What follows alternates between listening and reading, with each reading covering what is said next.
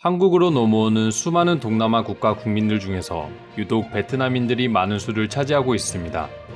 인구 13억 명 중국과 비등할 정도로 다른 동남아 국가들과는 비교할 수 없는 수준으로 한국에 거주하고 있는 것이 현실입니다.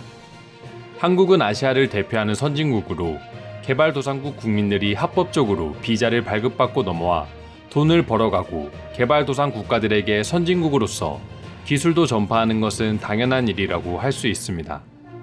하지만 다른 해외 거주자들에 비해 베트남인들과 관련된 범죄나 불법 체류자 문제가 유독 심하게 나타나고 있다는 것이 심각한 문제로 대두되고 있습니다.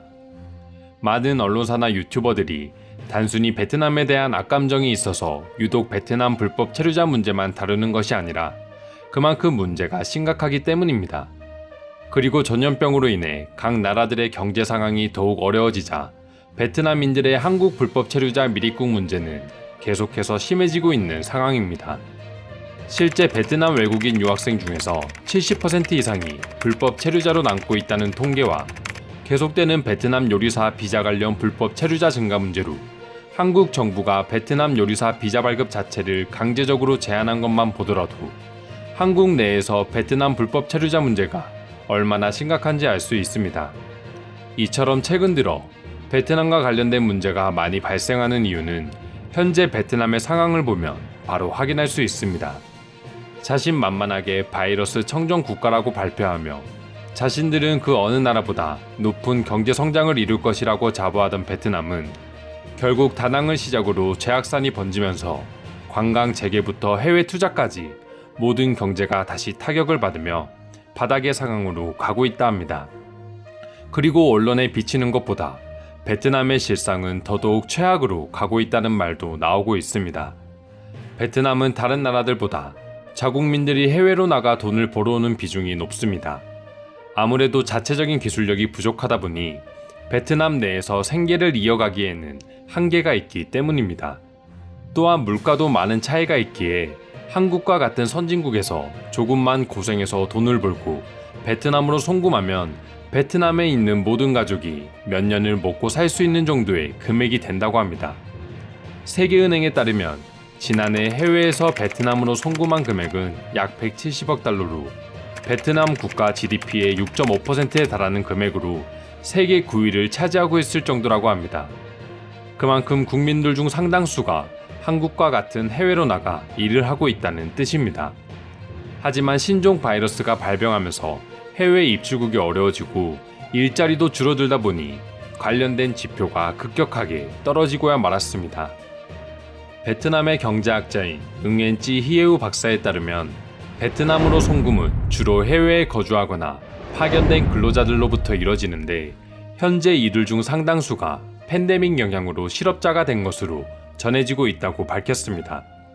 그리고 베트남의 경제학자들마저 정부의 의견과는 다르게 팬데믹 현상이 끝날 조짐을 보이지 않고 베트남도 재확산 상황이 여전하기 때문에 해외로부터의 송금이 올해 40%까지 감소할 수 있다고 더 비관적으로 전망했습니다. 현재 해외 베트남인들의 자국 송금 액수는 이러한 이유들로 인해서 올해 최대 15%까지 감소할 것으로 전망되고 있는 와중에 더욱 최악의 상황이 발생할 수 있다고 전망한 것입니다. 결국 합법적인 절차를 통해서 해외에서 돈을 벌 수 있는 방법이 줄어들자 미입국과 불법 체류를 하면서라도 생계를 이어나가고자 하는 베트남인들이 중과할 수밖에 없는 상황입니다. 베트남의 청년 실업률 지표 역시 왜 한국의 베트남 불법 체류자가 계속 증가하고 있는지 알 수 있는 자료 중 하나입니다. 베트남 정부는 어려운 상황이지만 그래도 계속해서 베트남은 성장을 진행하고 있으며 각 시의 봉쇄도 조금씩 풀며 재확산을 슬기롭게 대처하고 있다고 발표하고 있습니다. 하지만 외신들이 본 베트남의 상황은 베트남 정부의 발표만큼 긍정적인 상황은 아닌 것 같습니다. 아시아개발은행에 따르면 올해 베트남 청년 실업률은 13.2%에 이를 것으로 전망되며 이는 지난해 6.9%에 비해 2배 가까이 증가한 수치라고 밝혔습니다. 나라를 막론하고 청년 실업은 30대 이상의 중장년층의 실업보다 훨씬 더 심각한 문제이며 장기적으로도 사회 경제적으로도 막대한 비용이 들어간다고 합니다. 게다가 베트남의 청년 실업은 제조나 생산 등 주요 4개 산업 부문에 주로 종사하고 있기에 어려움이 가중될 것으로 예상되고 있습니다. 아시아개발은행은 베트남을 비롯한 동남아 국가들이 지금의 문제를 해결하기 위해서는 지속 성장이 가능한 경제 기반을 마련할 수 있어야 한다며 사회적 안정 추구와 노동시장 인구 변화에 맞게 청년들에게 양질의 일자리를 제공해 경제 성장과 공정한 사회를 실현할 수 있어야 한다고 조언했습니다. 하지만 해외 투자자들을 바탕으로 한 급속 성장과 관광 산업에만 안일하게 집중했던 베트남은 결국 예상치 못한 전염병을 맞이하면서 아시아개발은행의 조언에 맞는 여건을 만들기에는 지금 당장 어려움이 있는 것이 사실입니다. 이에 베트남 정보통신부는 오는 2030년까지 국내 총생산의 20%를 담당할 디지털 기술기업 10만 개 육성을 목표로 하는 디지털 기술기업 개발계약 초안을 마련해 공개했습니다. 그리고 이를 통해 2045년까지 지속 가능하며 포괄적인 경제 발전을 통해 산업화된 선진국으로 베트남을 만들겠다고 당찬 포부를 밝혔습니다. 하지만 다들 아시는 것처럼 베트남은 핵심 기술의 대부분을 해외에 의존하고 있어 IT 제품의 부가가치가 매우 낮게 평가되고 있습니다. 또한 자체적인 기술력도 부족하기에 글로벌 기업들과의 경쟁이 날이 갈수록 심해지고 있는 상황에서 디지털 기술 기업 10만 개 육성은 사실상 불가능에 가깝다는 의견이 대부분을 차지하고 있습니다. 설령 10만 개를 육성한다고 하더라도 그만큼 효율성이 있을지는 의문일 수 있습니다.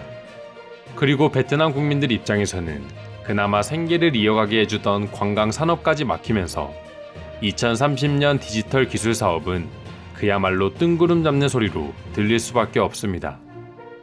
1인당 평균 월급이 26만원 정도밖에 되지 않는 베트남 국민들은 결국에 베트남 내 한국 기업이나 한국으로 들어와 일을 할 수 있다는 것은 인생 역전과도 다름없는 상황입니다.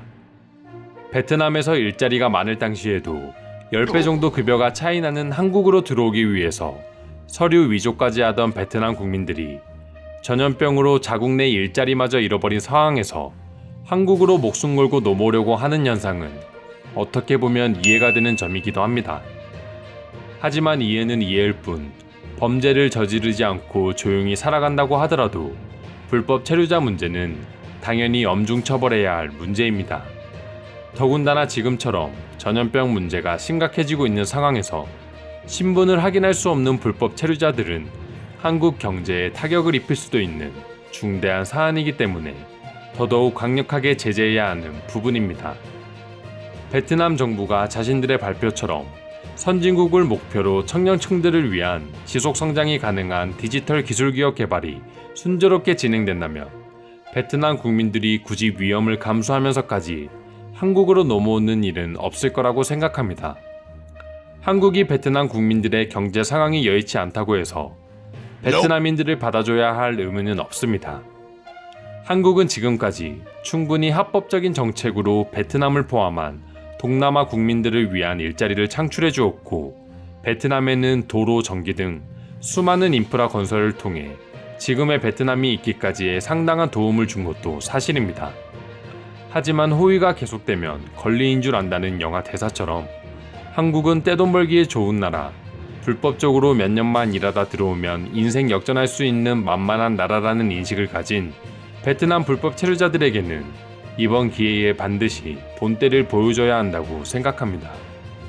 오늘도 영상 시청해주셔서 감사드리며 여러분들의 구독과 좋아요는 영상 제작에 큰 힘이 됩니다. 이상 종크TV였습니다.